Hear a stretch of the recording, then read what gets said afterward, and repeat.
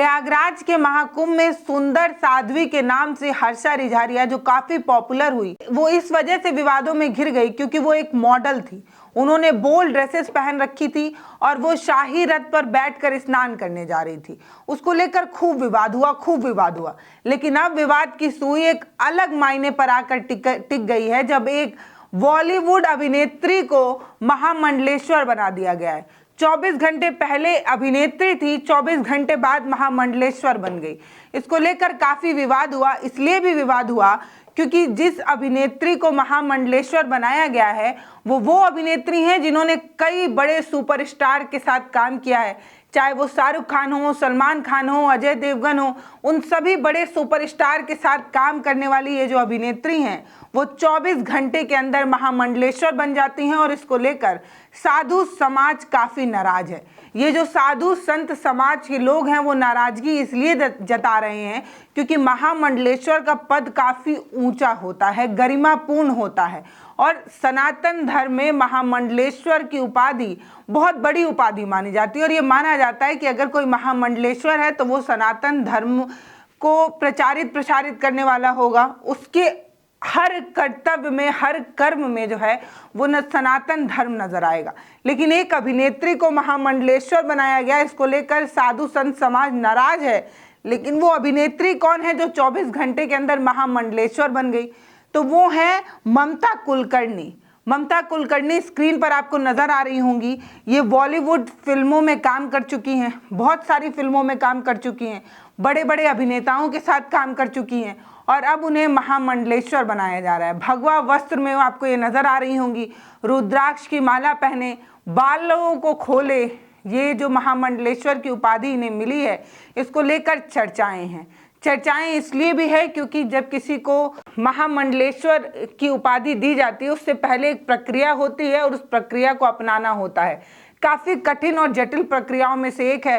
पिंडदान करना होता है और परिवार से रिश्ता तक खत्म करना होता है, मोहमाया तक खत्म करना होता है। और ये जो ममता कुलकर्णी हैं, इनके बारे में थोड़ा सा डिटेल आपको इस वीडियो में बताने जा रहे हैं। संतों ने कहा कि किसी को भी उठाकर महामंडलेश्वर बना देना, संत बना देना, ये कतई ठीक नहीं है। चरित्र देखा जाना चाहिए। किसी को भी महामंडलेश्वर बनाया जाएगा तो उसका व्यवहार कैसा है, उसका चरित्र कैसा है, ये देखा जाना चाहिए।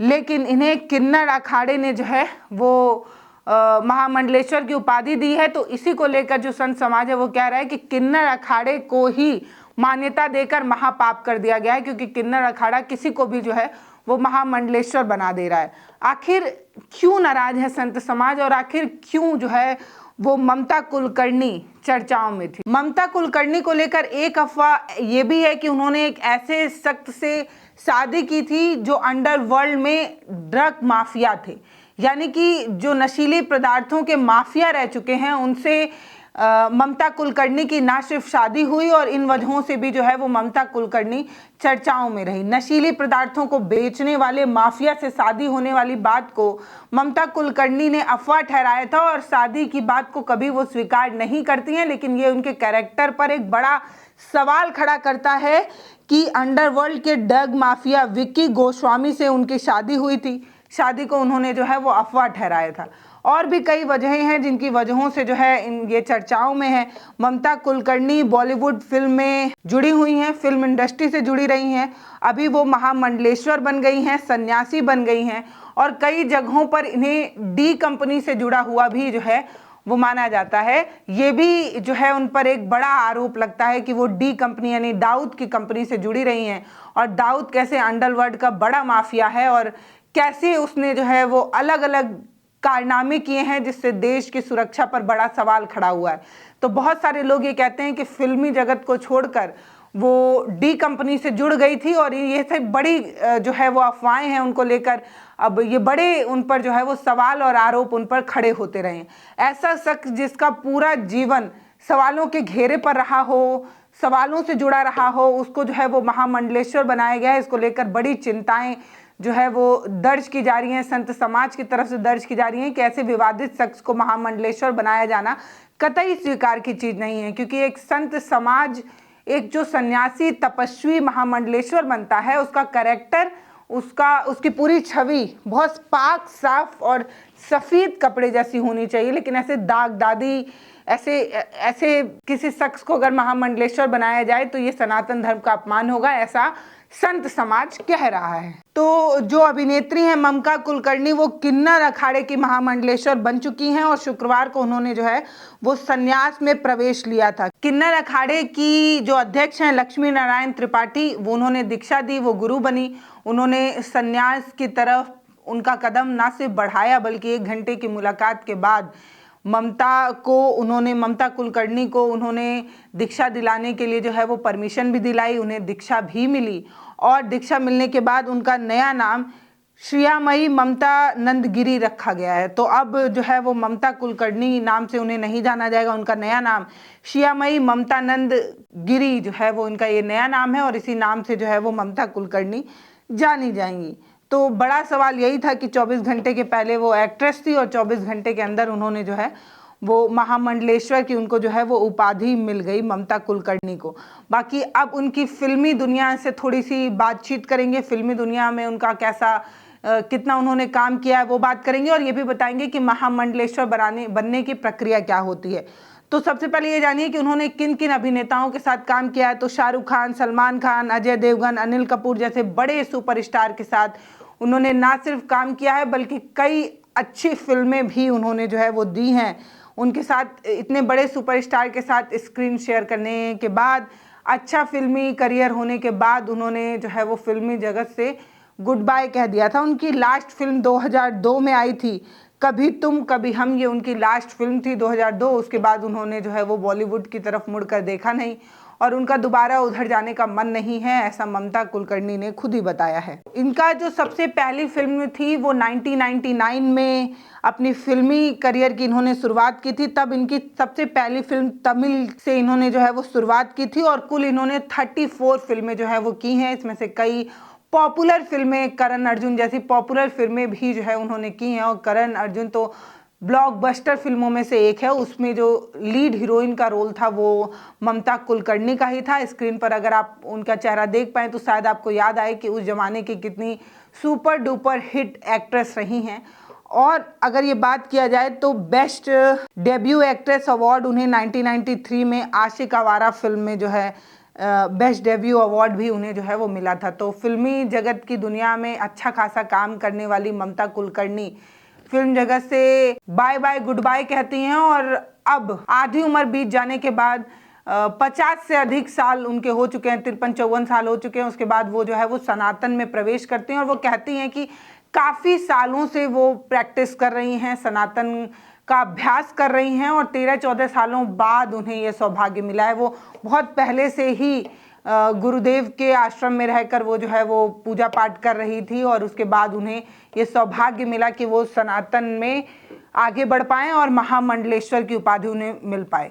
एक सवाल उनसे पूछा गया था कि महामंडलेश्वर की उपाधि को आप क्या समझती हैं, ये क्या है, इसके बारे में आप कितना जानती हैं। तो वो बताती हैं कि जैसे स्कूल में पढ़ाई के बाद, कॉलेज में ग्रेजुएशन के बाद डिग्री मिलती है, वैसे ही ये भी एक डिग्री है। 13-14 सालों की तपस्या के बाद मुझे जो है ये डिग्री मिली है, ये मेरी तपस्याओं का फल है। इस तरीके की बात वो कहती नजर आती हैं। तो अब जानते हैं कि महामंडलेश्वर बनने की प्रक्रिया क्या होती है और कैसे किसी भी शख्स को महामंडलेश्वर बनाया जा सकता है।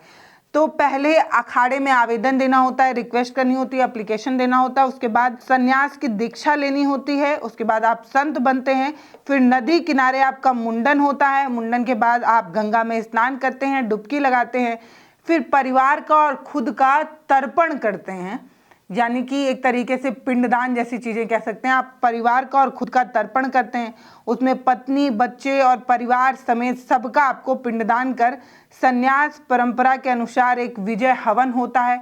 ये जब हवन आप कर लेते हैं तो आपको ये माना जाता है कि आप सांसारिक बंधनों से मुक्त हैं, पारिवारिक बंधनों से मुक्त हैं, आप गृहस्थ बंधनों से जो है वो मुक्त हो चुके हैं। इसके बाद दीक्षा दी जाती है। जो आपके गुरु बनते हैं वो आपकी जो चोटी होती है वो चोटी काट देते हैं। हालांकि इनको लेकर ये बात कही जा रही है ममता कुलकर्णी को लेकर कि उनका पूरा बाल वगैरह नहीं काटा गया। तो पूरा बाल नहीं काटा गया, बाल का सिर्फ थोड़ा सा हिस्सा जो है वो अर्पण किया गया है, पूरे बाल का मुंडन वगैरह नहीं कराया गया। लेकिन अमूमन महामंडलेश्वर बनने के लिए आपकी चोटी जो है वो काट दी जाती है, बाल काट दिया जाता है। फिर अखाड़े में दूध, दही, घी, शहद, शक्कर आदि के बने पंचामृत से पट्टाभिषेक होता है, यानी कि सिर से जो है वो स्नान कराया जाता है। फिर अखाड़े की चादर जो है वो आपको भेंट की जाती है और आपको वही चादर जो है वो ओढ़नी होती है। फिर अखाड़े का महामंडलेश्वर आपको बना दिया जाता है, उस अखाड़े में आपको प्रवेश किया जाता है और साधु संत और आम लोग अखाड़े के पदाधिकारी को भोजन करवाते हैं और दक्षिणा देते हैं। इतना सब कुछ होने के बाद आपका घर से संबंध जो है वो खत्म हो जाता है। और जो ये सन्यासी काल के दौरान आप जितना भी धन अर्जित करते हैं, जो भी आपको चढ़ावा मिलता है, जो भी लोग आपको भेंट देकर जाते हैं, वो सब आपको आश्रम में ही जो है वो दान करना होता है और वेद शिक्षा वगैरह जो है वो लेनी होती है। इतनी चीज़ें जो है वो करनी होती है, तब आप जो है वो महामंडलेश्वर बन पाते हैं। अब देखना यही होगा कि ये जो ममता कुलकर्णी है वो महामंडलेश्वर की उपाधि, जो इतनी बड़ी उपाधि उन्हें मिली है, वो कितना इसे प्रैक्टिस में ला पाती हैं, कितना इसे प्रयासों में ला पाती हैं, अपनी ज़िंदगी में कितना उसे ला पाती हैं। अब आप ये जानिए कि जिस किन्नर अखाड़े की महामंडलेश्वर बनी है ममता कुलकर्णी, उस किन्नर अखाड़े की कहानी क्या है, इतिहास क्या है।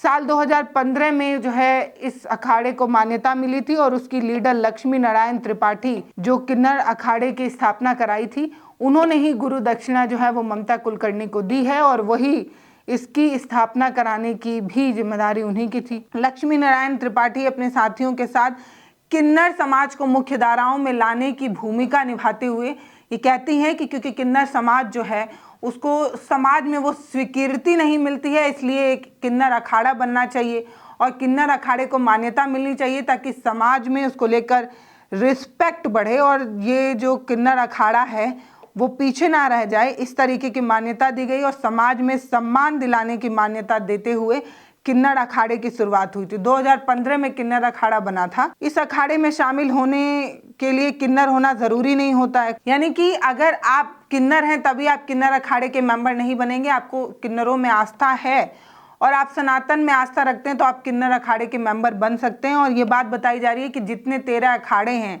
और 13 अखाड़ों में जिस तरीके की तपस्या साधना होती है, उतनी कठिन और उतनी जटिल प्रक्रिया किन्नर अखाड़े में नहीं है। इस तरीके की जानकारी जो है वो मिली है।